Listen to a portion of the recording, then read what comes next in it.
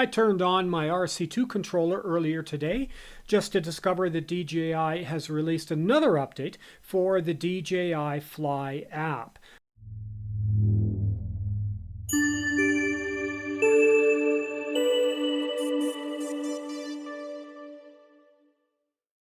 The reason for this update is a small bug fix. Many people were not receiving the update notification for the last version, 1.13.4.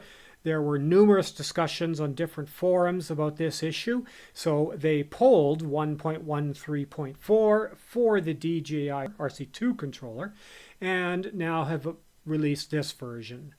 There is no new version for Android or iOS. They're still at 1.13.4, and there's no new version for the RC controller as well. Same thing, 1.13.4. So this is, at least at this point, this is only for this controller. So those of you that didn't receive an update notification for 1.13.4, or more likely didn't even know there was an update as a result of not getting the update notification, now you should be able to take advantage of the bug fixes in the last two versions, which the primary one is much quicker boot up time for the RC2 controller when you turn it on to the point where it's ready to fly.